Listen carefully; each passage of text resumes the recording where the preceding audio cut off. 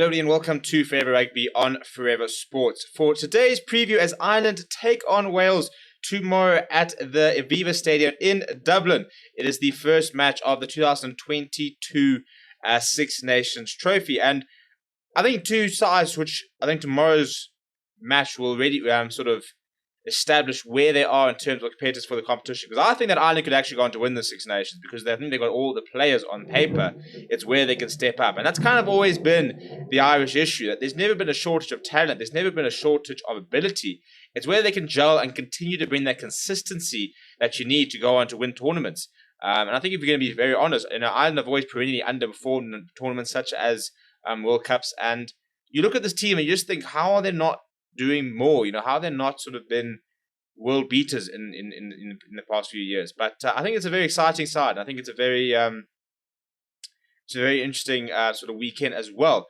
And then you've obviously got Wales, who I think are a side that have had a lot of success in this tournament over the past few years, but haven't always sort of been able to sort of play the sort of the type of rugby a lot of people sort of want to see. Very much a defensively orientated outfit, and they gave quite a lot of flack, but the results-wise, they actually had a lot of good results. Obviously, they won the last year's Six Nations, so you can never write them off. But in terms of the Irish side, this is how they look like tomorrow. So, starting out up front, you've got Andrew Porter, Ronan Kelleher, and Tadhg Furlong. Tadhg Furlong, probably the best tight end in world rugby at the moment. So, it's very good to have that sort of solidity up front, and that experience and that power up front. And then you've got the likes of James Ryan and Tadhg Beirne just behind them. Now, having something like Tadhg Beirne in your side is huge because he plays on the flank, he plays at the lock, he's a tremendous player, and very much sort of moving him to flank kind of just sort of solves issues because they've also got such a good lead trio in the likes of Caelan Doris, Josh van der Flier, and Jack Conan. Jack Conan is your ultimate sort of Mr. Consistency. Josh van der Flier has been absolutely terrific for Leinster, and you can't ignore the kind of form he's in at the moment. But there's a lot of experience across this pack. Kelleher is the only player in that that sort of starting eight that have played less than 20 caps. Tadhg Furlong's got at 52 caps under his name. James Ryan and Andrew Porter both 40 caps. A very established pack this.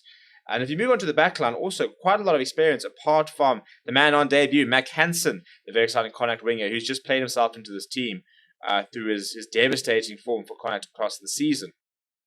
But it's going to be Jamison Gibson Park and Johnny Sexton. Johnny Sexton will captain the side. Those two come to the party, and this side can beat most teams, to be honest. They are that influential. And I think Johnny Sexton, former World Player of the Year, getting on in years, he says that he's feeling good, he says he's feeling fit, he's feeling strong, and he said he wants to play for as long as his body will allow him to play. So don't write him off for anytime soon, because if he continues to play the way he did, he could play for another couple of years. And I think that we saw last year against New Zealand is he still has the ability to change games. As to the two centres, Bundy Aki, the very hard-running inside centre, and then Gary Ringrose, who has it all at outside centre. You then got Andrew Conway and Hugo Keenan, who's probably been one of the best fullbacks on the national circuit since he made his debut last year.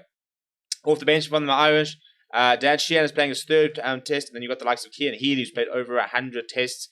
Finlay Bealham, who's played 18 tests. So there's a lot of experience in this Irish 23.